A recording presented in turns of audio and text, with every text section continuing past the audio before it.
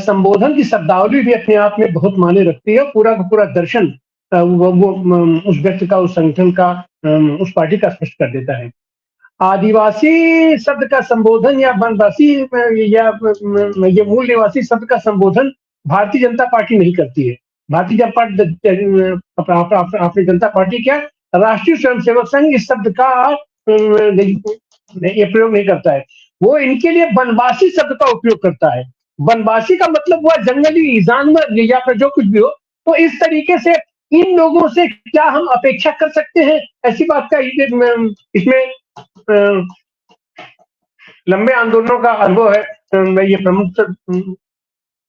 प्रफुल्ल सामंता जी को हम चाहेंगे, प्रफुल्ल सामंता जी इस पर अपनी टिप्पणी दें। आनंद जी, सभी को जिंदाबाद। अभी अभी मैं समय जी का और मेधा जी और दिनकर और नागेश जी हमको सुनने मिला। एक तो बुनियादी सवाल है कि आप देखिए कि जो हमारे संविधान में, इवन कॉन्स्टिट्यूशन असेंबली, संविधान सभा में केवल 4 सभ्य थे। जयपाल सिंह मुंडा जो मुखर थे, जो वोकल थे, 4 सभ्य थे। मगर वो संविधान में, संविधान का 5वां अनुच्छेद में और 6th शेड्यूल में जो प्रावधान रखा गया, ये इसको कैसे माना गया? इतने लोग थे जो आदिवासी के तो सपोर्ट में नहीं थे, इतने लोग थे जो बहुत कानून प्रोग्रेसिव, जो प्रगतिशील कानून प्रावधान बना नहीं पाया। फिर भी 5th शेड्यूल 6th शेड्यूल में जो प्राकृतिक संसाधन का मालिक सरकार नहीं है, ये आदिवासी समुदाय है, इसको प्रावधान रखना, ये तो इतना प्रगतिशील, इतना तो क्यों हुआ, कैसे हो पाया? ओनली केवल तो 4 सभ्य थे। इसलिए कि दुनिया में ये सच है, ये सत्यता है, ये रियलिटी है। जहां मूलवासी है, आदिवासी है, वहां जंगल संरक्षित रखा गया, क्योंकि आदिवासी समाज प्रकृति को खत्म करने के लिए कभी नहीं चाहता है और उससे इस्तेमाल, जिसके आवश्यकता अति कम है, जो हम बोलते हैं कि उपभोक्तावाद उनका नहीं है। और इसीलिए पीढ़ी से पीढ़ी लेकर वो उनको अपने, जैसे कि सियाटल अमेरिका से लोहित भारतीय कम्युनिटी जो है, उस समय उनका प्रेसिडेंट वाशिंगटन डीसी को लिखा गया कि तुम हमें जमीन ना बिक सकते, तुम नहीं, हम नहीं बेच सकते, क्योंकि ये हमारा जो खून है, हमारा जो पूर्वजों का जो खून है हमारा, और ये पवित्र है, ये पानी बहती है। उसी तरह आज भी हर देश में, हमारा देश में भी, हमें उड़ीसा में, झारखंड में, जब कोई भी एक आदिवासी औरत को पूछेगा तो तुम क्यों जमीन नहीं छोड़ना चाहते हैं, वो उनका सवाल क्या है? उनका सवाल है कि हमारा पेट में जो बच्चा है, वो जो भविष्य है, उनका भविष्य जमीन के साथ, जंगल के साथ। तो प्राकृतिक संसाधन को कोई भी आदिवासी अपनी संपत्ति संपदा नहीं मानते हैं, ये समुदाय और संविधान की व्यवस्था में है। मगर अभी अभी हमारे देश में उसके खिलाफ हम काम किया है हमारे सरकार में, और इसीलिए तो ऐतिहासिक अन्याय हुआ है। 2006 कानून में लिखा गया। फिर आज जिसी तरह आर्थिक नीति बनाती है, विकास के नाम पर विनाश हो रहा है, तो उसको पूरा संविधान का व्यवस्था को धज्जियां उड़ाते हैं।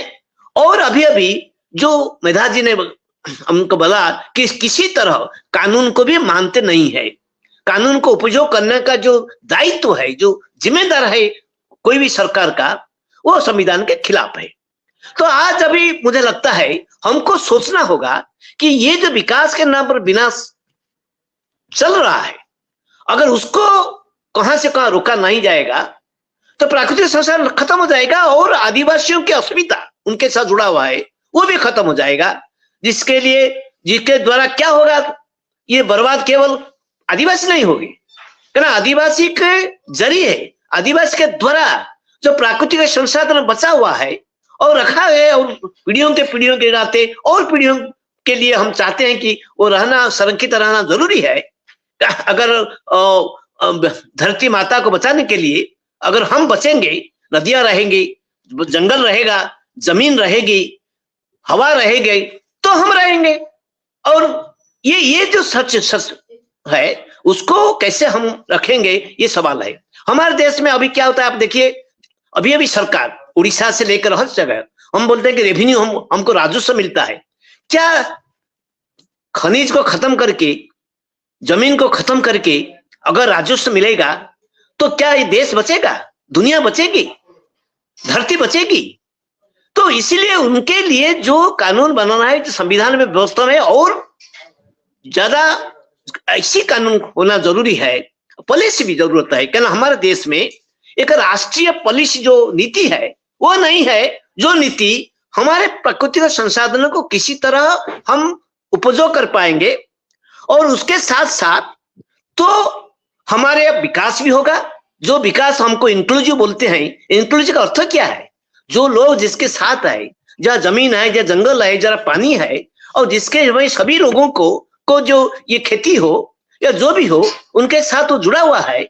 तो ये जो सर्वसाधारण जो बंटन की प्रक्रिया भी है, हर सबका जो अधिकार है जो लोगों को प्राकृतिक संसाधनों पर, अभी क्या होता है, अभी संविधान के खिलाफ जो आर्टिकल 38 में है, जो concentration of wealth, concentration of capital और कंसंट्रेशन ऑफ नेचुरल रिसोर्सेस, जो ठुलीकरण नहीं होना चाहिए, ये संविधान की व्यवस्था भी है। मगर आज क्या होता है, आज हस्तांतर होता है बड़े बड़े कंपनी के पास, बड़े बड़े खनिज कानून को बदल दिया गया, फॉरेस्ट राइट एक्ट को खत्म करने के लिए साजिश हो रहा है। अभी जो जंगल संरक्षण नीति को बदल दिया गया, जो अमेंडमेंट हुई उसमें 28% जंगल जमीन को जंगल किस्म से बाहर कर दिया गया।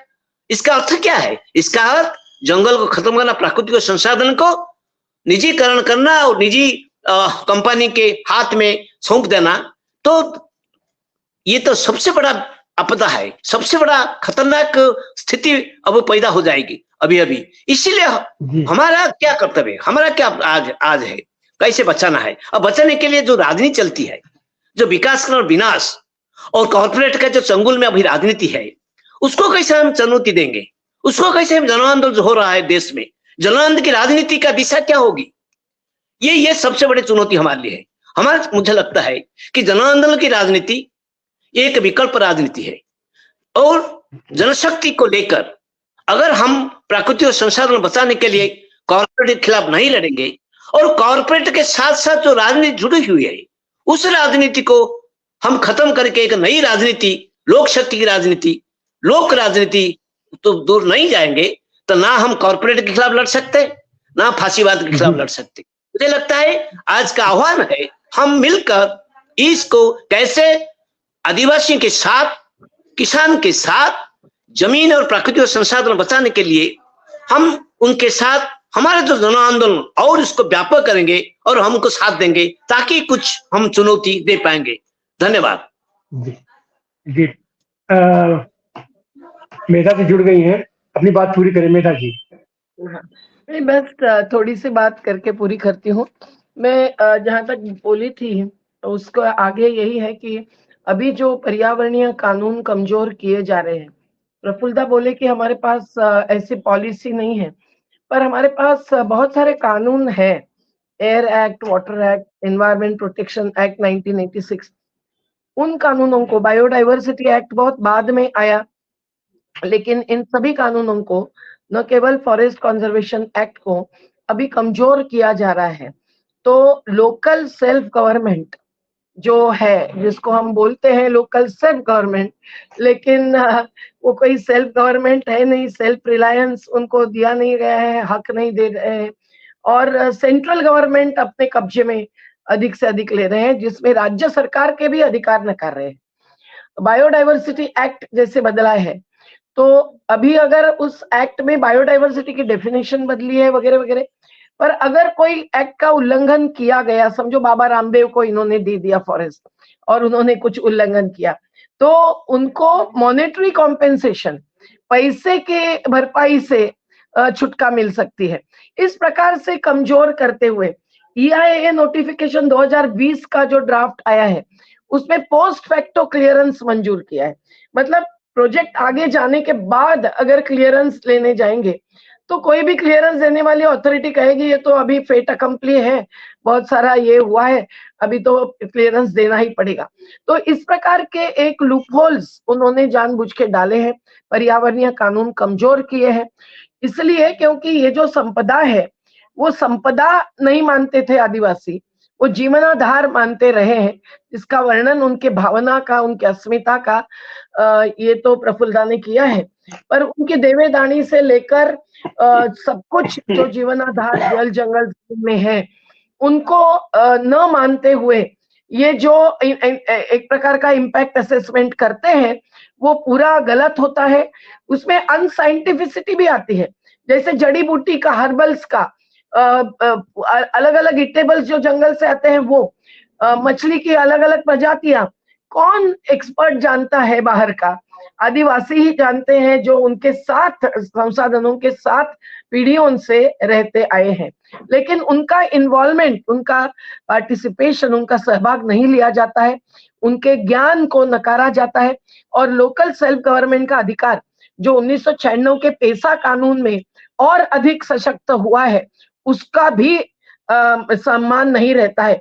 आज हमारा महिला दिन का बड़ा कार्यक्रम करके ही मैं अभी पहुंची हूँ, तो महिलाओं के आवेदन में हमने ये भी किया है कि ग्राम सभा पेसा कानून के तहत जो जो प्रस्ताव पारित करेगी उसका पालन करना आदेश मानकर सरकार का कर्तव्य है।